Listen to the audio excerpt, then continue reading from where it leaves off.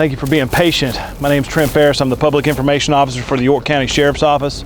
Today we have a few details to release about the investigation from Saturday's shooting on Dunlap Roddey Road, 985 Dunlap Roddey Road. There will be a chance to ask questions, but at this point I'm going to be limited on the answers I'll be able to give you. But real quick, I want to just give you what we can tell you today. As you know, on Sunday, July 5th, 2015, at approximately 5:40 p.m., the York County Sheriff a 911 call at 985 Dunlap Roddey Road in Rock Hill. When deputies arrived, they found 4 victims in the home, at this home, suffering from gunshot wounds, deceased. At this point in the investigation, it is believed that Randy Eugene Moore shot and killed Anna Hubbard Moore, Jason Lockamy, and Lora Kathryn Young, and then took his own life. Sheriff Bruce Bryant and everyone at the York County Sheriff's Office is saddened about this tragedy. We share the grief with the county employees who knew Anna Moore, and we are doing everything we can at this point in the investigation to find out exactly why this occurred, and the hope is to find out how and why it occurred. The investigation will be ongoing in these deaths until all forensic tests are returned. They're being performed at this moment, and it'll take several weeks for those to come back. But after those come back, we'll have a full report that we'll be able to give you. But right now, that's all we can release to you today. But I can be limited on answering a few questions if it doesn't involve part of the investigation. So as far as we know, any history of the police having gone out there before, and any type of record of anything that he would? I'm not sure about the time frame, but a couple of weeks prior to this shooting, we did respond to a possible break-in at this home. But at this point, that has nothing to do with the shooting that occurred. The time frame of this weekend, how long, can the coroner, tell you when the actual shooting occurred until when you'll actually notified Sunday afternoon? How long did that occur? What was the time frame there? We got the call from 911 at 5:38 to be exact. Our first deputies arrived on scene at 5:44. Is that what you're trying to get at? How long had they been deceased by then? That's unclear at this moment. It's part of the investigation, and we're trying to figure out why. That 911 call, what were can you give us a general idea of what that call was and who called them? We got several calls from 911, and one was a person who discovered the bodies when he came to the house. Was it a family member? I believe he was a friend. Are you able to say at this time what type of weapon was used? I can't give you the caliber or type of gun it was, but there was a gun involved. Were they all, except for maybe the boyfriend, were they all living in that house at the time? Like the daughter, or do you think they were visiting, or? Jason, I believe his name, he's the son of Anna Moore. So he was there at the house, and the girl was his girlfriend, Jason. Son and girlfriend. Yeah, son and girlfriend. And I think, do we know where they both lived in North Carolina? They lived in North Carolina, but I'm not 100% sure on the town, so I'm not exactly sure. But they were living in North Carolina somewhere. I'm not sure what town. I know you said on Sunday we believe the shooting happened the same day the bodies were discovered. Are we still sure the time frame there?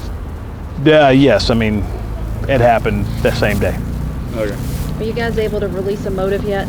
No, not at this point. That's why we're waiting for tests to come back and find out exactly why. And that's one thing Sheriff Bryant wants to make sure. He wants to make sure that every T is crossed, every I is dotted, to make sure why this happened and how it happened. Were there any domestic reports filed at all Nope. with this family? Nothing like that. Are we waiting on toxicology reports, or what is it that's still outstanding? I think y'all have the autopsy results by now, don't we? Autopsy results have to come from the county coroner, Sabrina Gass. She'll have all that information once it's available to release. That? I'm sure the investigators got it because those we were present at the autopsies yesterday. Okay. And like I said, what other test results are we still waiting on? We're working on some forensic biology tests and ballistic tests. Okay. Can you talk about how detailed this is? Normally when you guys deal with one murder, there's one body. This is 4 people you all are dealing with. How involved it is? Well, it's very intense, especially in this case because, as you know, Miss Moore was the assistant county manager here in York. So we're making, like I said before, we're trying to make sure that everything is clear. We want to be 100% before we release anything else as to why this happened. Now, I know one of Miss Moore's responsibilities with the county was she was kind of over a lot of the public safety operations. I mean, does that play into the investigation at all? No, I mean, we would treat this. All you folks kind of knew her. Yeah, I mean, of course, we would treat this case just like any other case if it was 4 people that didn't work for the county, or 1 person, or if it was somebody driving a garbage truck that worked for the county. We would treat this case just like that case.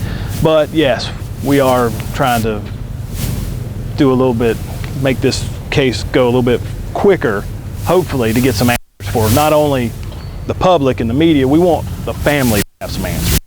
Can you kind of comment on what? Suggesting any possible mental state? Has been anything that they're No, saying? ma'am. Maybe marital problems, mental state, nothing, any signs? No, ma'am, not that we can are aware of or we can release at this time. Can you kind of comment on SLED's role in the investigation and what kind of assistance they're providing? SLED was brought in to just assist. We're the lead investigators. SLED was just here to lend a hand.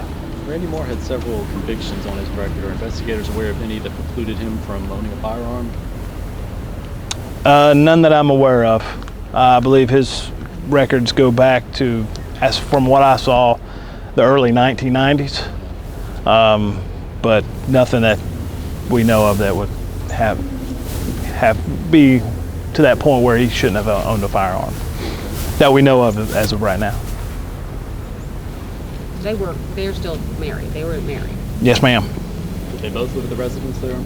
Yes, and I believe they just moved into the home a couple of months prior. Okay. On Sunday, it wasn't really clear. You said there were people found inside and outside of the home. Can you give us an idea of who was found, or how many people were found inside, how many were outside? Well, I don't want to get into that yet, but I will tell you that 2 people were found inside the home and 2 people were found outside the home. I know some reports were saying that 1 person was found outside, everybody else was inside. We do know that I can release it. There was 2 people inside the home and 2 people outside the home. One more question. Were there signs of Well, 2 more seeming questions. struggle, or what does it seem? That's like part of the it was just a investigation. I cold-blooded can't get massacre? into it. I can't get in. That's part of the answers we're trying to uncover. Last question. Do you guys have any witnesses to this crime at all?